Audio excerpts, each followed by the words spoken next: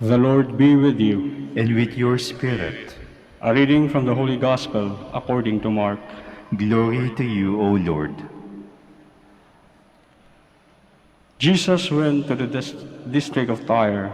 He entered a house and wanted no one to know about it, but he could not escape notice. Soon a woman whose daughter had an unclean spirit heard about him. She came and fell at his feet.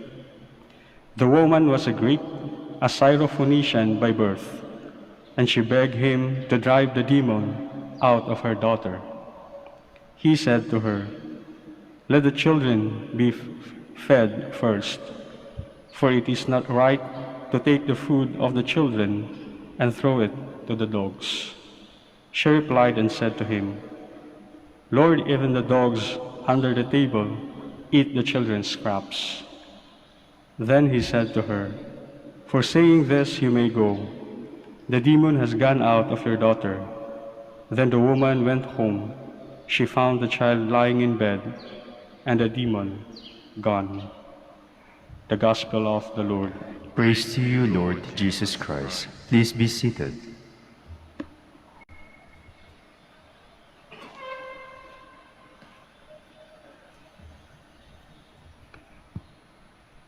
Magandang umaga po sa inyong lahat. Kadalasan, kapag tayo ay, for example, dito sa simbahan, hindi natin siguro masyadong kinikilatis ang mga tao sa ating paligid. Because more or less we know that people who come here are motivated by good intentions.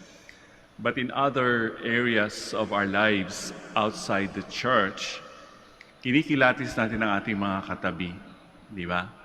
Tinitingnan natin mula ulo hanggang paa, kahit hindi natin sila kilala.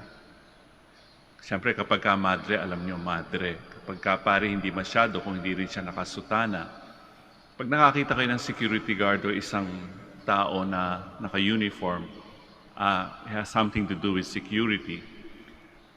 Ano ibig sabihin nito? In other words, meron tayo, hindi naman siguro masama, but it's more or less ambivalent. Titingnan natin kung yung isang tao na nasa harapan o nasa paligid natin is a threat to our own safety or security. Before, dito sa Manaoag, nung wala pang CCTV, marami rin na nabibiktima ng mga pickpockets sapagkat deterrent to kasi kapag may camera. So marami noon, ngayon nabawasan na. But then again, siguro mag-iisip kayo, ano, ibang katabi ko ay kukunin ba ang aking bag or what? In today's gospel, makikita natin ang Panginoon ay ganun din, kinikilatis din niya. Kilala rin niya yung babae na lumapit sa kanya. Sabi sa gospel, she is Greek, a Syrophoenician by birth. So in other words, siguro meron siyang palatandaan na hindi ito isang Hudyo. Again, our judgments sometimes are based only on externals, physical appearance. In other words, it is skin deep. Hindi siya talaga malalim. Sabi nga ng isang author ng sumulat ng The Prince, what is essential is invisible to the eye. It is only with the heart that one can see rightly. It is only with the heart that one can see rightly. So, we really cannot judge anyone by just appearances. Kahit nga tayo mga Pilipino, di ba? We use words that perhaps unknowingly are actually racist. For example, maganda pagka-Tagalog ang gagamitin natin. Hampas lupa. Iniisip ko kung ano bang ibig sabihin talaga ng hampas lupa. Sa aming biruan, hindi namin masabi kung minsan yung hampas lupa. Sinasabi lang namin yung initials, HL. Kapag ka sinabing HL, alam na namin yon. O di kaya yung PG, alam niyo ba yung PG? Patay gutom, di ba? Very graphic yung description, but actually, if it speaks about a person, it says a lot, di ba? Patay gutom, hampas lupa, walang hiya, etc.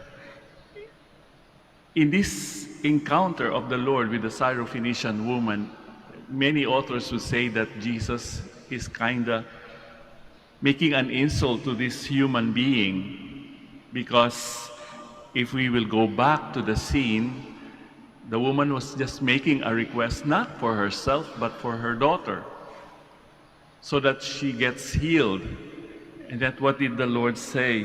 Oh, hayaan niyo muna yung mga bata, actually referring to the people of Israel, hayaan niyo muna yung mga batang kumain bago ibigay sa mga aso. Sa mga panahong yon, ang aso is a symbol of the lowest grade of, well, a being. Evil kasi ang aso sa mga panahong iyon. And sabi niya, but the woman, knowing what the Lord was trying to tell her, oh, Lord, yes, that is true. You let first the chosen people to eat, but the dogs also partake of the scraps. Paano niya naisip yun, ano? Because at that time, wala naman silang servilleta o yung tinatawag nating napkin to wipe their faces when they are eating.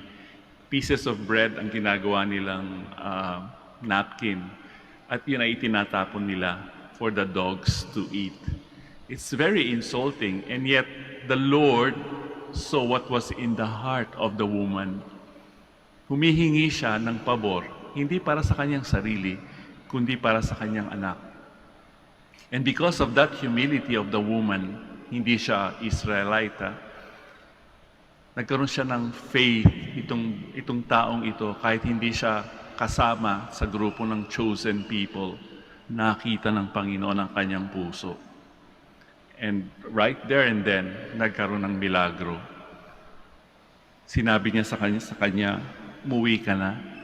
Your faith has made your daughter well.